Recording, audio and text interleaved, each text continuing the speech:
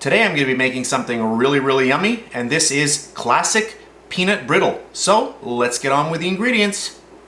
3 cups of granulated sugar, 2.5 cups of peanuts, and I'm using salted peanuts. You can use unsalted if you wish.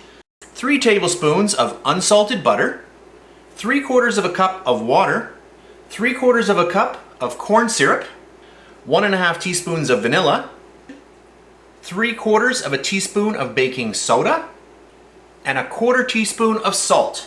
So those are the ingredients, so let's get started. So I've got a medium heat going here. I'm going to get my water into my pot and all of the white sugar, and then all of my lovely corn syrup. And what we want to do is dissolve this, and I want to bring this up to about 300 degrees Fahrenheit. I'll grab a spoon and we'll just get this mixed around a little bit. I am going to be using a candy thermometer, which I have here, and I'm going to be placing this in here once this mixture starts getting a little bit more hot. So for my first step, I want to bring this up to about 300 degrees Fahrenheit. So I'm going to let this go, and when it's up to temperature, I will come back. So I've just hit my 300 degree mark on here. I don't know if the camera can pick that up, but we're at 300 and we are ready to go. So this is ready. I'm going to turn this down right off, and at this point you can see it's very nice looking, beautiful color. It's not burnt. It's ready to go. I'm going to grab my butter and I'm just going to get that right in there, just like that. Just give it a very slow stir. I'm going to add in all of my salt and give that a slow stir. My element is now off. I'm going to add in my vanilla and just give that a very slow stir.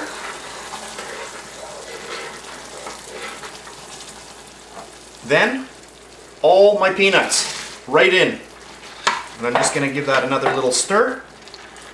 And our last ingredient is our baking soda.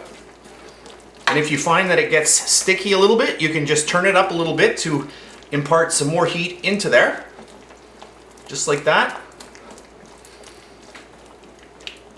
I'm just going to mix this around a little bit. The heat will soften this all up again, move it around. By adding in that amount of peanuts, what it does is it drops the temperature of that caramel mixture right down. So you do want to get a little bit more heat in there, just like that.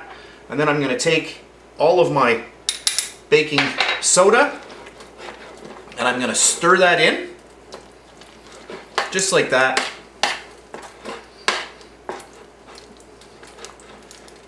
Oh, that looks so good.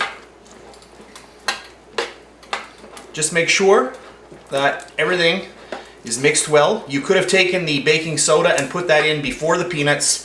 It's personal preference. Just like that. Now what I'm going to do is I'm going to get my baking tray. So I've got a cooling rack here and our tray, just like that. This is ready to go. I'm going to turn my element off again. You can see that's foamed up. That's because of the baking soda. And at this point we are ready to go. I'm just going to take this now and get this right on. Okay. And now I'm just going to spread this out very quickly. So I've greased my spatula, and you want to do this quickly because this is going to lose temperature very quickly. So just put it out, as much as you can, just like that. This is going to be a little bit thicker, and that's it for this recipe. We're just going to let this, cool down, and then we're going to come back and we're going to snap it into that brittle.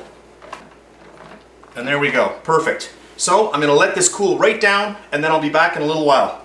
Okay, so I'm back, and my peanut brittle has completely cooled now, nice and cool.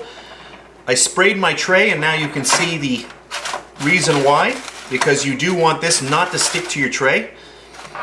And I'm just going to take the back of my knife and I'm just going to start breaking this up.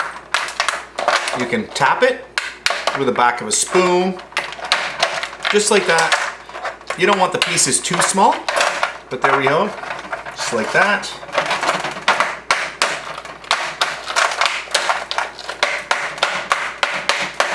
I wish you could smell this, it smells really good. Break it up into any size pieces that you like. And you want to store this in an airtight container. I would put down either parchment paper in your container or wax paper so that it doesn't stick to the inside of your container. This is a rather large recipe, so you could break this recipe down into half if you wished.